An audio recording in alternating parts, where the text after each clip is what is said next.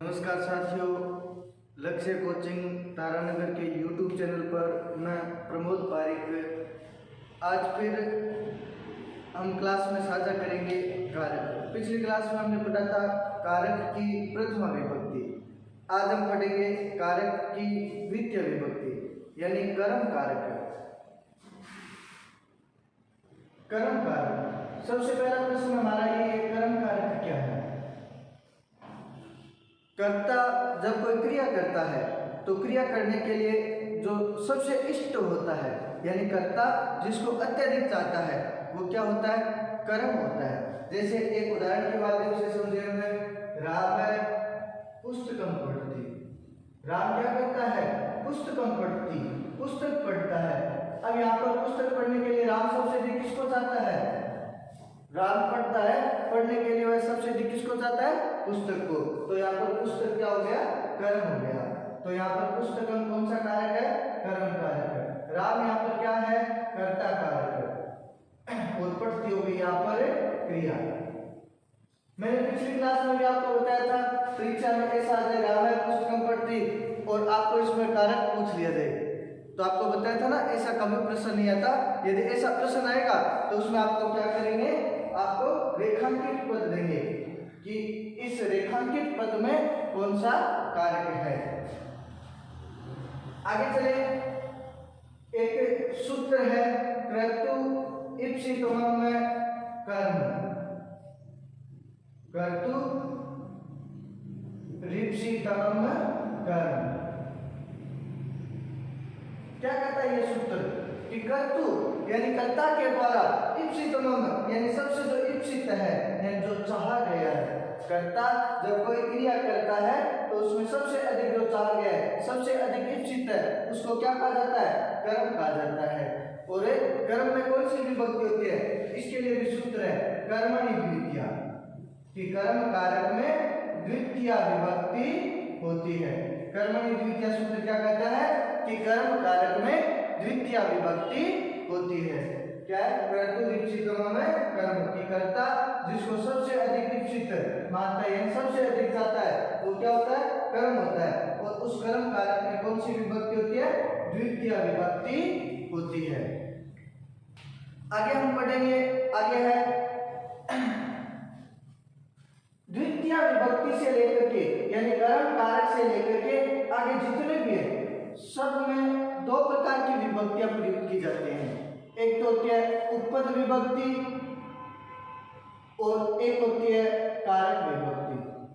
उपपद और कारक विभक्ति क्या है, उपपद विभक्ति किसी विशेष पद के योग में जो विभक्ति होती है उसको तो कहा जाता है उपपद विभक्ति, और जो कारक के अनुसार जो विभक्ति होती है उसको कहा जाता है कारक विभक्ति। कई बार क्या होता है, उपपद और कारक दोनों के बारे में कहा जाता है कि यदि दोनों आ जाए तब क्या करें। तो ऐसी स्थिति में हमेशा कौन सी विभक्ति बलवान होती है, कारक विभक्ति बलियसी। एक सूत्र है ये कारक विभक्ति बलियसी, कि हमेशा उपपद विभक्ति से कारक विभक्ति क्या होती है, बलवती होती है। कारक की विभक्ति ज्यादा प्रयोग में ली जाती है वहां पर। तो हम सबसे पहले पढ़ेंगे उपपद विभक्ति। परीक्षा में ज्यादातर उपपद विभक्ति का प्रश्न पूछा जाता है, तो आज हम उपपद विभक्ति के बारे में पढ़ेंगे। सूत्र है अभित परित समय नित्सा प्रति योग्यति।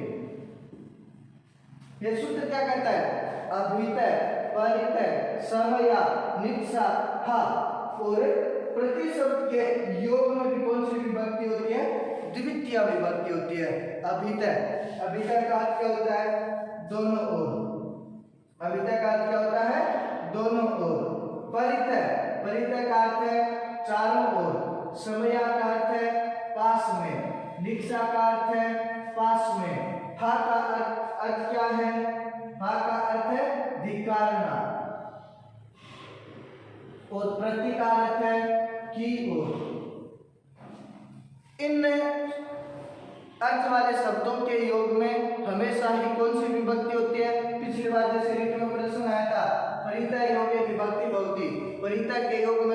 विभक्ति होती है। तो परिता के योग में कौन सी विभक्ति होती है? द्वितीय विभक्ति। तो कौन कौन से शब्द हैं? अभित, परित, समया, निक्षा, हा और प्रति। इनके योग में कौन सी विभक्ति होती है? द्वितीय विभक्ति होती है। जैसे उदाहरण देखिए हम विद्यालयम,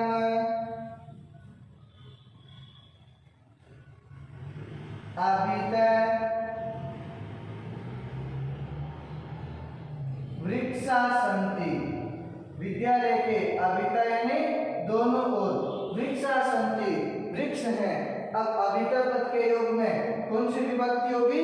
द्वितीय विभक्ति होगी। कौन से शब्द में है? विद्यालय में। अभित के कारण विद्यालय पद में द्वितीय विभक्ति होगी। ऐसा ही उदाहरण जैसे लिखे विद्यालयम, परित, वृक्षा सन्ति। अब केवल अर्थ में परिवर्तन हुआ इसमें। इसका अर्थ हो गया कि विद्यालय के चारों ओर वृक्ष हैं। तो यहाँ पर परिता के योग में कौन सी विभक्ति होगी? विद्यालय में द्वितीय विभक्ति होगी। समया, समया यानी पास में। ग्रामम समया वनम अस्ति।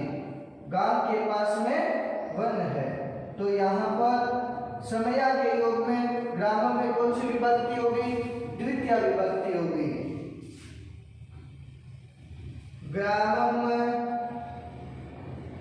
निक्षा सागर।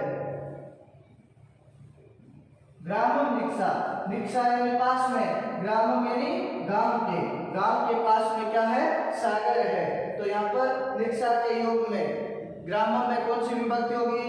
द्वितीय। हा कृष्ण अभक्तम, हा कृष्ण अभक्तम। कृष्ण के अभक्तों को क्या है? धिक्कार है। तो हा के योग में कृष्ण अभक्तम में कौन सी विभक्ति होगी? द्वितीय विभक्ति होगी। विद्यालयम, प्रति गच्छति। अब यहाँ पर विद्यालयम प्रति गच्छति, विद्यालय की ओर जाते हैं। तो यहाँ पर विद्यालयम प्रति, प्रति के योग में कौन सी विभक्ति होगी? विद्यालय में द्वितीय। किस कारण? प्रति के योग में। तो कौन कौन से शब्द हैं? अभित, परित, समया, निक्षा, हा और प्रति। इन शब्दों के योग में हमेशा ही कौन सी विभक्ति होती है? द्वितीय विभक्ति होती है। आगे हम पढ़ेंगे अगला सूत्र। एक श्लोक के माध्यम से इसको बताया गया है कि उपसर्वतस्सो कार्या दिगु प्रियादिषु त्रिषु। उपसर्वतस्सो कार्या, ये क्या है? कि उपसर्वतस्सो, सर्वतस्सो यानी एक तशील प्रत्यय है, एक तशील प्रत्यय है। और तशील प्रत्यय का शेष रहता है तस्, शय हो जाता है, विसर्ग बन जाता है त। कि जिनके साथ तशील प्रत्यय जोड़ा जाता है उन शब्दों के साथ, जैसे उप के साथ तशील जोड़ेंगे, शब्द है उभय, और तशील जोड़ा तो बन गया उभयत। सर्व के साथ तशील जोड़ेंगे तो क्या बन गया? सर्वतस। कौन से आगे?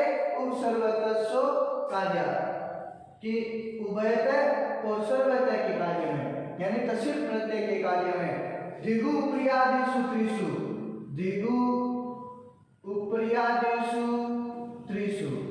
दिगु यानी दिक् के योग में, और उप्रियादि त्रिषु यानी ऊपर आदि तीनों के योग में। ऊपर आदि यानी ऊपर, मध्यम और नीचे। कौन कौन से शब्द आ गए? दिक्, ऊपरी, अधः, और एक कौन सा आ गया? मध्यम। अब इनके लिए क्या कहा है? दिगु प्रियादिषु त्रिषु तान आम्रेडी तांतेषु, यानी इनकी यदि आम्रेडिक संज्ञा हो जाए, आम्रेडिक संज्ञा यानी इनको दो बार लिखा दे। जैसे ऊपरी है, ऊपरी को दो बार लिखा दे, ऊपरी ऊपरी, तो इसका क्या हो जाएगा? ऊपरी ऊपरी।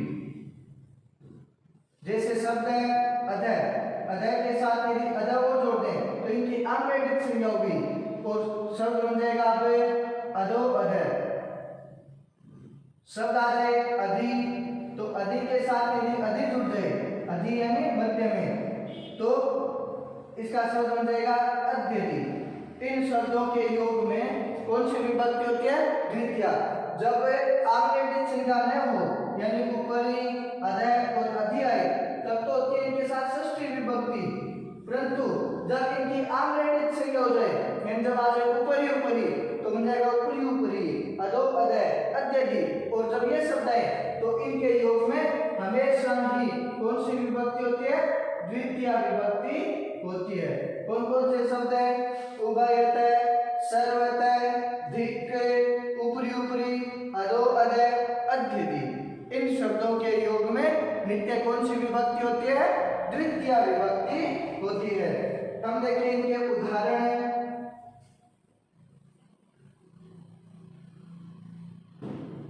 विद्यालयम्,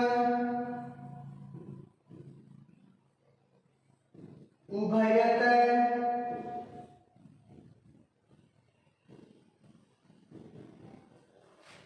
वृक्षा सन्ति। विद्यालयम् उभयतः, तो अगर उभयतः के योग में विद्यालयम् शब्द में कौन सी विभक्ति होगी? द्वितीया विभक्ति होगी। उदाहरण है विद्यालयम् सर्वतः वृक्षा सन्ति। विद्यालय के चारों ओर वृक्ष हैं, तो सर्वतः के योग में विद्यालय में कौन सी विभक्ति होगी? द्वितीया विभक्ति होगी। धिक् के योग में धिक् दुर्जनम, दुष्टों को धिक्कार है, तो यहाँ पर धिक् के योग में दुर्जनम शब्द में कौन सी विभक्ति होगी? द्वितीया विभक्ति होगी।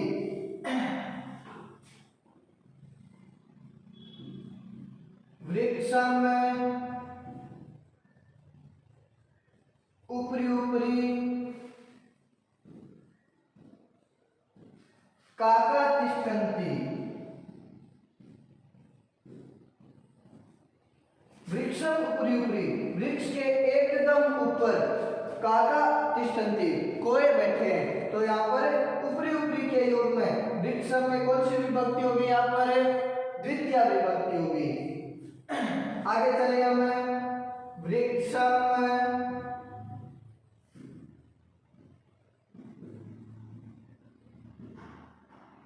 अधो अधय, नकुले तिष्ठति। वृक्षम अधो अधय, अधो अधय एकदम नीचे, कि वृक्ष के एकदम नीचे, नकुले तिष्ठति, नेवला बैठा है, तो यहाँ पर अधो अधय के योग में वृक्षम में कौन सी विभक्ति होगी? द्वितीया विभक्ति होगी। वृक्षम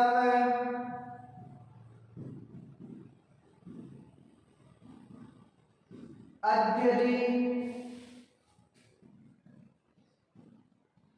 सर्पे अस्ति। वृक्षम अध्यधि, अध्यधि यानी एकदम बीच में, वृक्ष के एकदम बीच में, सर्पे अस्ति यानी सांप है, तो यहाँ पर अध्यधि शब्द के योग में वृक्षम में कौन सी विभक्ति होगी?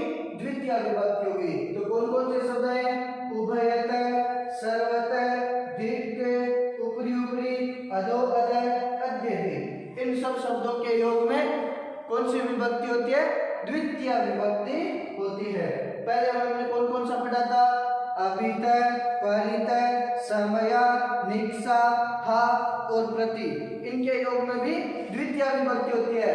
और अब आया है उभयतः, सर्वतः, धिक्, ऊपरी ऊपरी, अधो अधय, अध्यधि। इन शब्दों के योग में भी कौन सी विभक्ति होती है? द्वितीया विभक्ति होती है। आगे हम पढ़ेंगे सूत्र अधि सिंह स्था साम कर्म। अधि सिंह स्था साम कर्म, ये क्या कहता है सूत्र? कि अधि उपसर्ग के साथ यदि सिंह स्था और आस धातु आ जाए, कि जब अधि उपसर्ग के साथ सिंह स्था और आस धातु आ जाए तो इनके योग में हमेशा ही कौन सी विभक्ति होती है? द्वितीय विभक्ति यानी कर्म कारक होता है। कौन कौन से?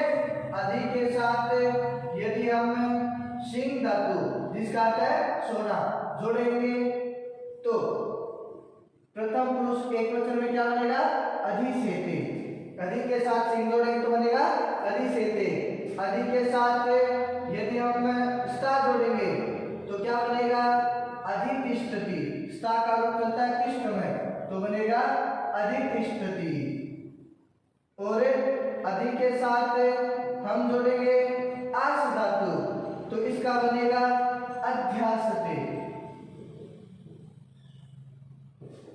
कि जब अधिसेते, अधितिष्ठति और अध्यासते शब्द आ जाए, यानी अधि उपसर्ग के साथ सिंह स्था और आस धातु आ जाए, तो इन सब के योग में कौन सी विभक्ति होती है? द्वितीय विभक्ति होती है। जैसे हम उदाहरण देखें, कृष्ण वैकुंठम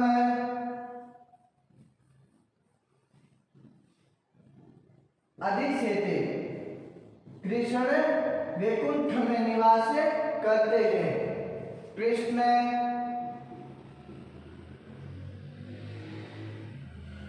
वैकुंठम अधितिष्ठति। कृष्ण वो वैकुंठ में रहते हैं। कृष्ण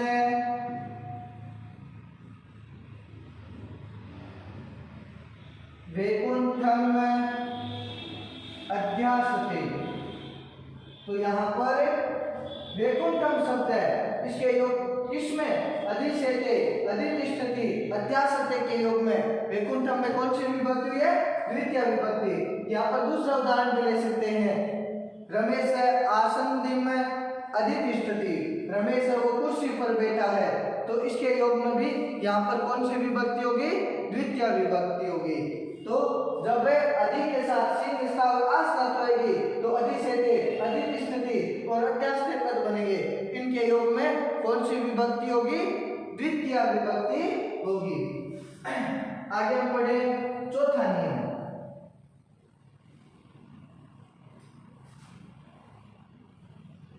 चौथा नियम है उपान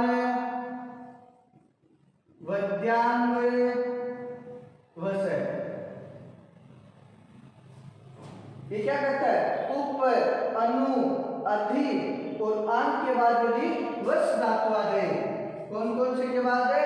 उप, अनु, अधि और आन उपसर्ग के बाद वस धातु आ जाए, तो इसके योग में कौन सी विभक्ति होती है? द्वितीय विभक्ति होती है। तो उप के साथ यदि वस जोड़ेंगे तो बनेगा उपवस्ति। उप के साथ वस जोड़ा उपवस्ति। अनु के साथ वस जोड़ेंगे अनुवस्ति। अधि के साथ वस जोड़ेंगे अधिवस्ति। और आम के साथ वस जोड़ेंगे तो बन जाएगा आवस्ति।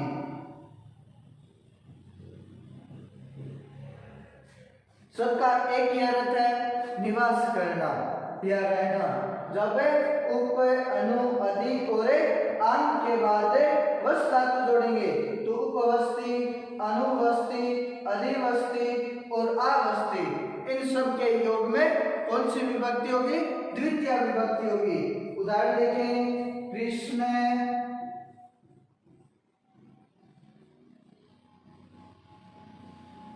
वैकुंठम उपवस्ति अनुवस्ति अधिवस्ति आवस्ति। तो यहाँ पर उपवस्ति, अनुवस्ति, अधिवस्ति और आवस्ति, इन पदों के योग में वैकुंठम में कौन सी विभक्ति होगी? यहाँ पर द्वितीय विभक्ति होगी। कौन कौन से है? उप, अनु, अधि और आन के साथ यदि वस धातु जोड़ी जाए तो इनके साथ हमेशा ही कौन सी विभक्ति होती है? द्वितीय विभक्ति होती है। हमने देखो 4 नियम पढ़ लिए। कौन कौन से? अभित, परित, समय, निक्षा, हा और प्रति। इनके योग में कौन सी विभक्ति होती है?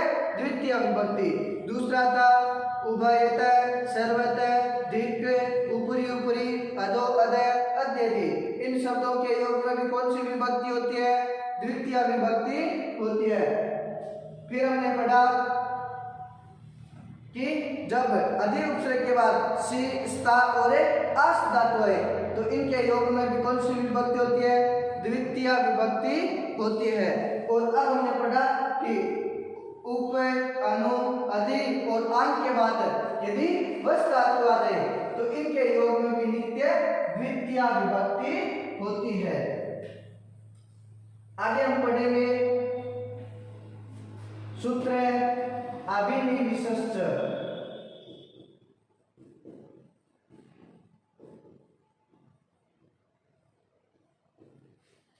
क्या है?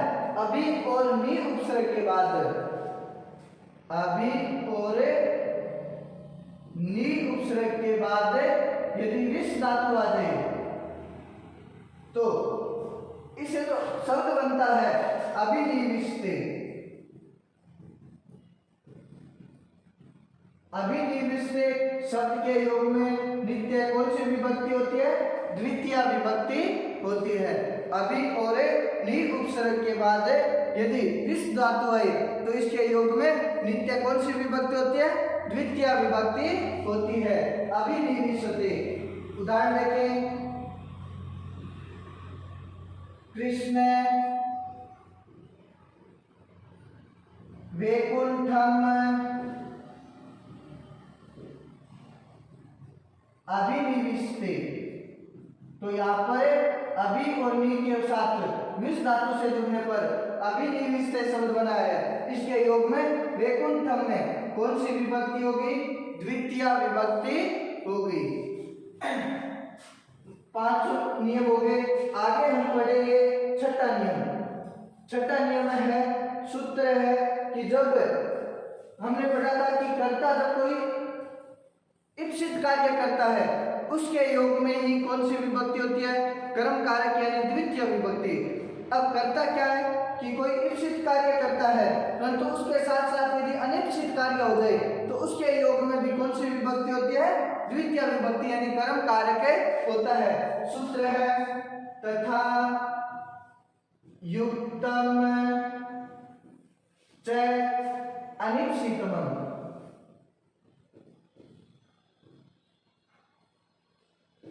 कि कर्ता तथा युक्तम उसी प्रकार ही अनिप्सितम, यानी जैसे इप्सित कार्य करता है उसी प्रकार यदि अनिप्सित कार्य करे तो उसके योग में भी कौन सी विभक्ति होगी? द्वितीय विभक्ति होगी। जैसे उदाहरण है, राम ग्रामं गच्छन्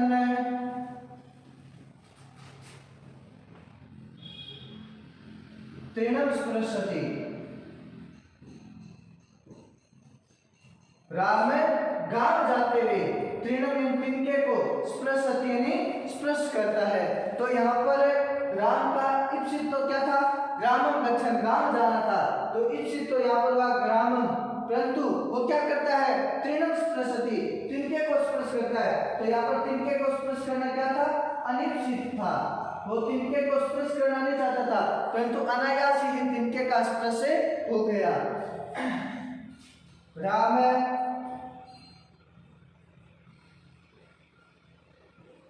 भ्रमणं कुर्वन् चोरान् पश्यति।